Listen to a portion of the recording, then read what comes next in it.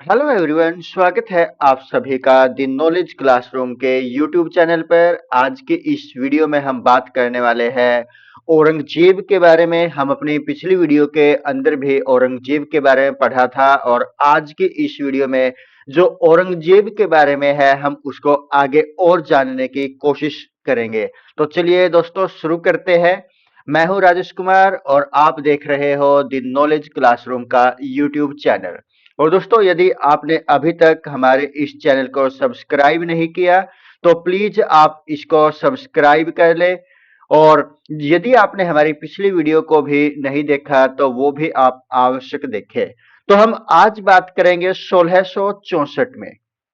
1664 में जो मुगलों का व्यापारिक केंद्र था, जो मुगलों का व्यापारिक केंद्र था, यानी कि जो यहाँ पर हर एक प्रकार का जो व्यापार है मुगल किया करते थे, तो वो व्यापारिक केंद्र कहाँ था? वो था सूरत के अंदर।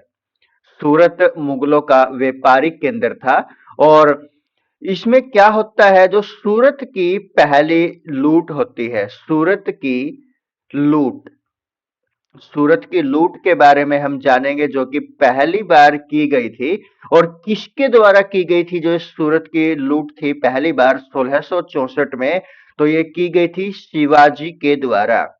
किसके द्वारा? शिवाजी के द्वारा ये लूट की गई थी। यानी कि शिवाजी ने सूरत को लूटने की कोशिश की थी 1664 में।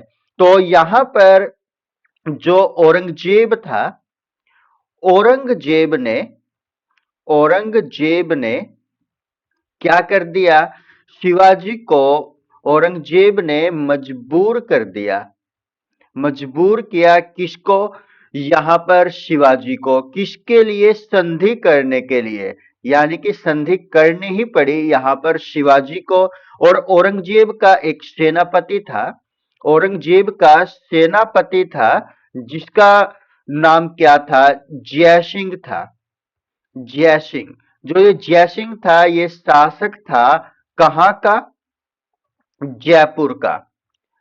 जयपुर का शासक था। क्या नाम था? जयसिंह। और ये सेनापति था किसका? औरंगजेब का। तो जो सूरत की लूट हुई, इस सूरत की लूट में शिवाजी को इतना ज्यादा मजबूत कर दिया गया औरंगजेब के द्वारा कि यहां पर शिवाजी को संधि करनी ही पड़ी। और यहां पर जो औरंगजेब का सेनापति था वो कौन था? जयसिंह था। और जो जयसिंह था वो कहां का शासक था?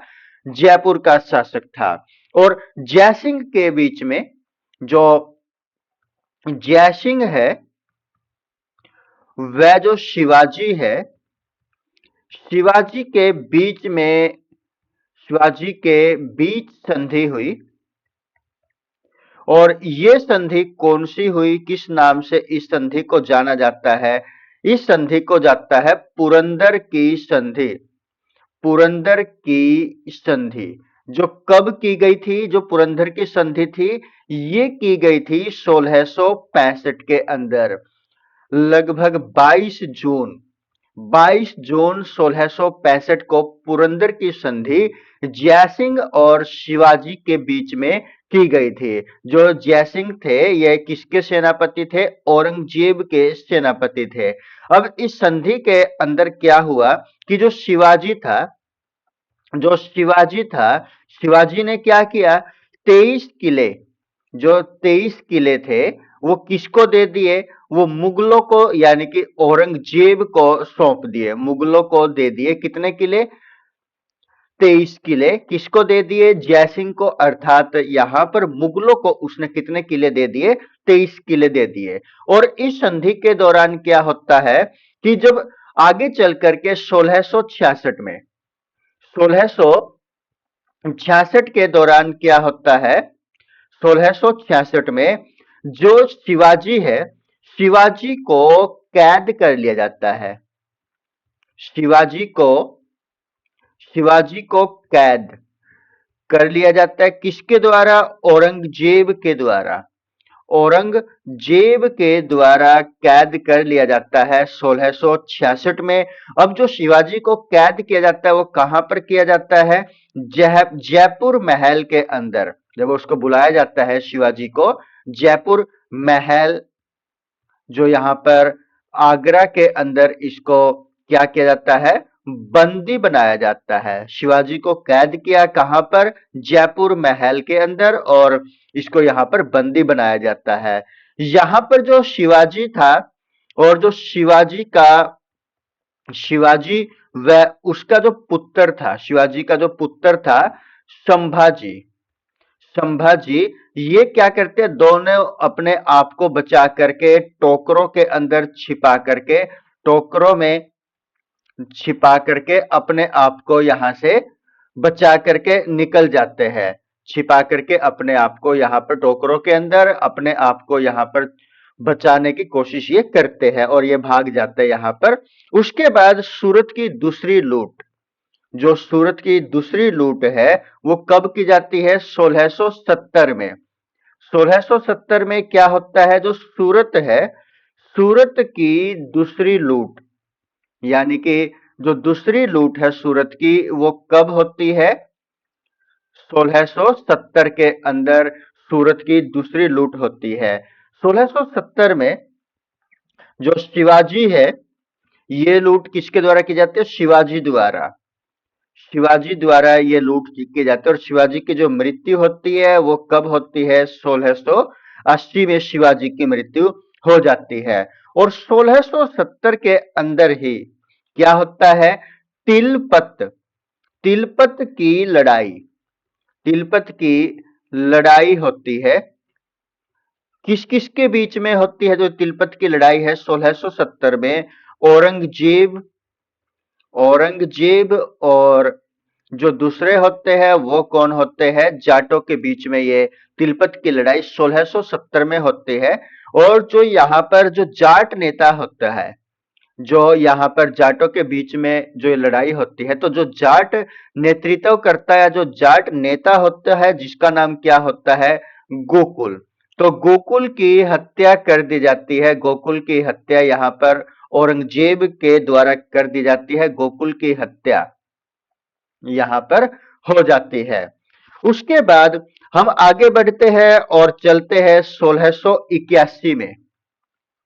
1681 में अकबर का विरोध, अकबर का विरोध या विद्रोह, अकबर का विद्रोह। अब जो ये अकबर है, अब ये अकबर कौन सा है, जो औरंगजेब का पुत्र था, औरंगजेब का पुत्र, औरंगजेब के पुत्र का नाम क्या था, अकबर था। तो अकबर ने क्या कर दिया, विद्रोह कर दिया। अब यहां पर जो औरंगजेब है उसने क्या सोचा कि जो ये औरंगजेब ने, अकबर ने जो विद्रोह किया है वो किसके बहकावे में आकर के किया है, दुर्गादास, दुर्गादास के बहकावे में आकर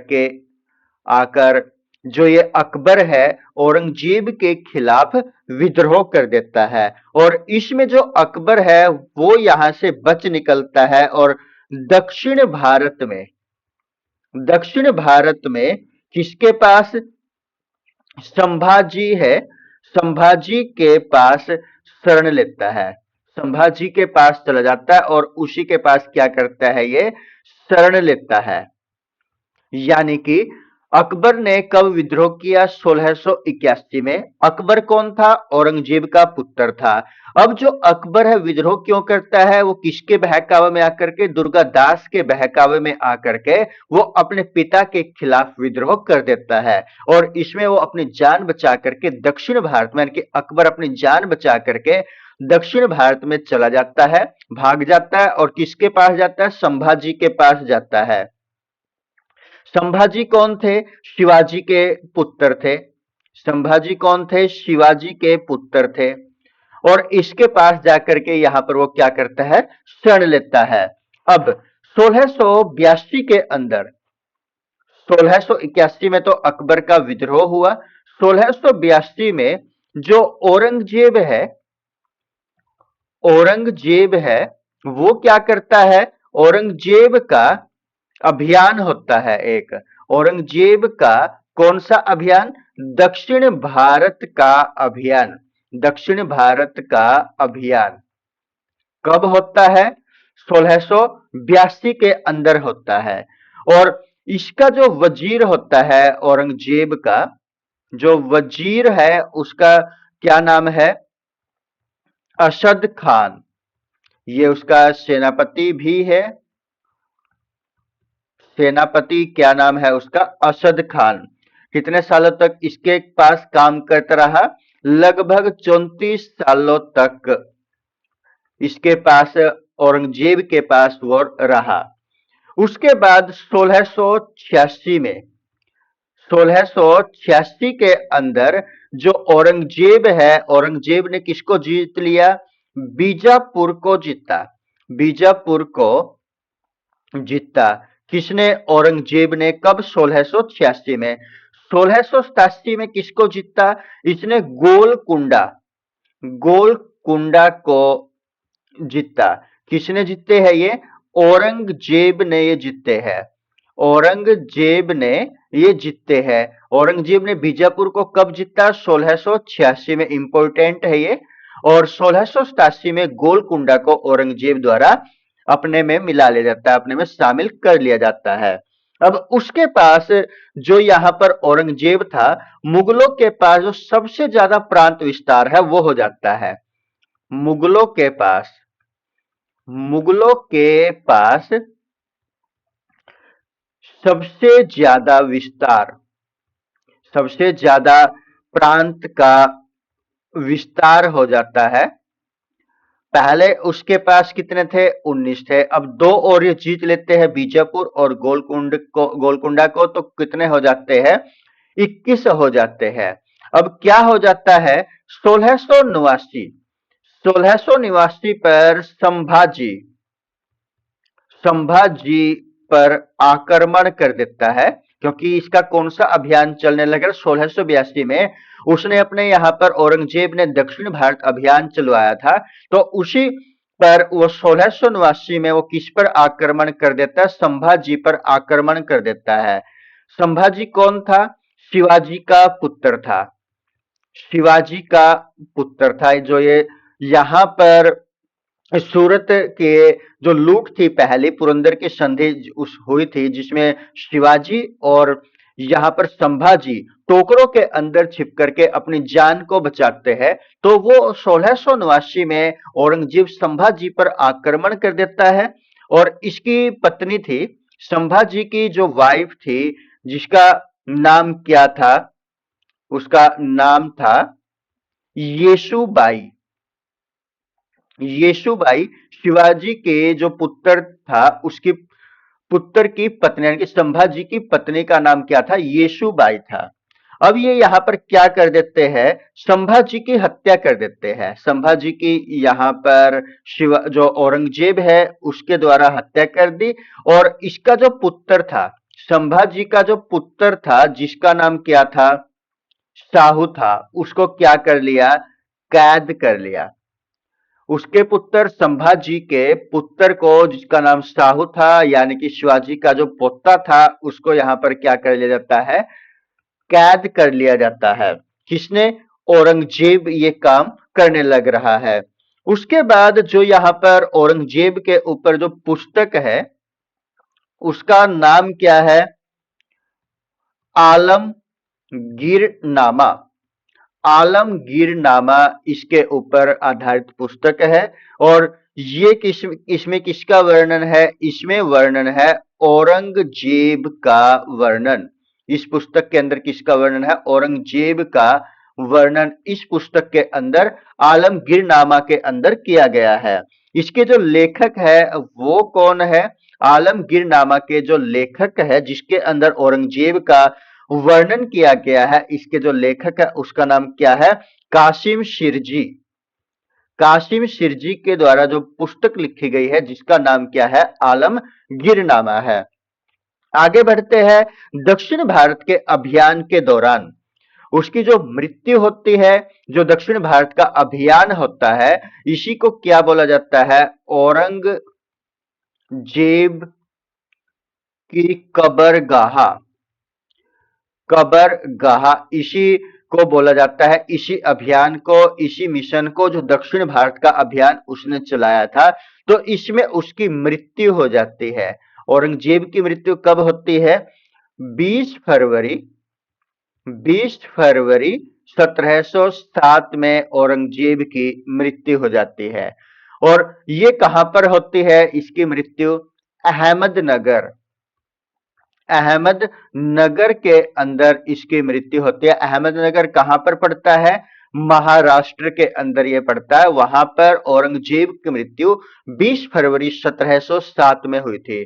तो इसकी मृत्यु के बाद जो इसका मकबरा है, औरंगजेब का जो मकबरा है, वो कहां पर बनवाया गया? दौलताबाद के अंदर इसके मकबरे को बनवाया गया है। कहां पर औरंगजेब का मकबरा बनवाया गया है?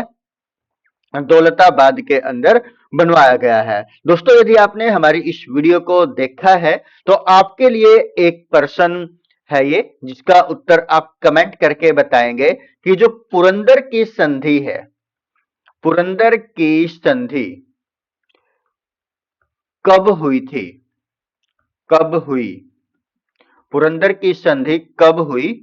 और जो ये संधि है किस किस के बीच में हुई थी? किस किस के बीच में हुई? जो पुरंदर की संधि है वो कब हुई, वह किस किस के बीच में हुई? आप दोस्तों इस प्रश्न का जो आंसर है वो आप कमेंट करके जरूर से जरूर बताइएगा। और दोस्तों, यदि आपको हमारी ये वीडियो पसंद आई है, आप इसको लाइक भी कीजिएगा। और यदि आपने अभी तक हमारे इस चैनल को सब्सक्राइब नहीं किया तो प्लीज आप इस चैनल को सब्सक्राइब भी कर ले। और कोई कमी आपको इस वीडियो के अंदर नजर आती है तो वो आप हम तक कमेंट के माध्यम से आवश्यक पहुंचाए, ताकि हम अपने उस कमी को दूर कर सके, जिसका फायदा हम सभी को हो। तो जय हिंद दोस्तों।